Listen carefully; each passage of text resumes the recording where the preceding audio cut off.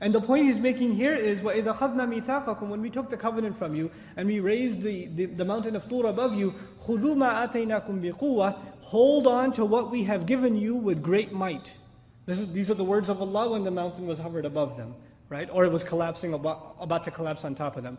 Why? Not to force them into accepting it. They've already accepted it. It's very important. We took the covenant from you, then we raised the mountain, and we told you take it seriously. In other words, it was already proven that they had accepted the messenger, but they weren't taking him seriously. So Allah Azza wa Jalla, as an act of mercy from him, they call it nowadays the scared straight program. Right? Allah Azza wa Jalla is going to rattle them, He's going to scare them, so they get their act together.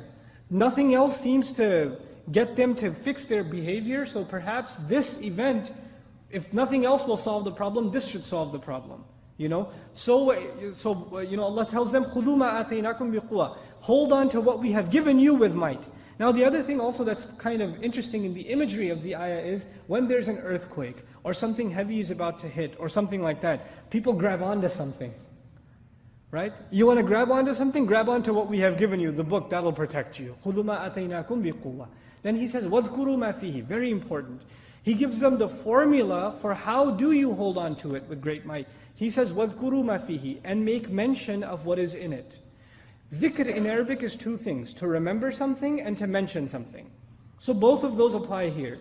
Allah is telling the Israelites in regards to the book Allah gave them, the Tawrat, He's telling them, remember what's in it and mention what is in it. In other words, knowing what is in it is not enough. You have to remind yourself, repeat it, and you have to mention it to yourself and others. You have to actually out loud recite it to yourself and others. And this is exactly the tradition Allah gave us in the Qur'an.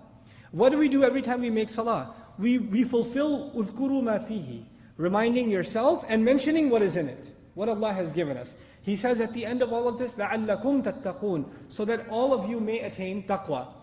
This taqwa has been understood once again in two ways. One, taqwa means to protect yourself. So Allah is saying you've gotten yourself in some pretty serious trouble. If you hold on to the book, you'll be able to protect yourself from my wrath. The other is taqwa in its universal meaning. You want to become people of taqwa because guidance is for people of taqwa. You want to get there, hold on to the book and remember it and make mention of what is in it repeatedly. وَلَعَلَّكُمْ تَتَّقُونَ.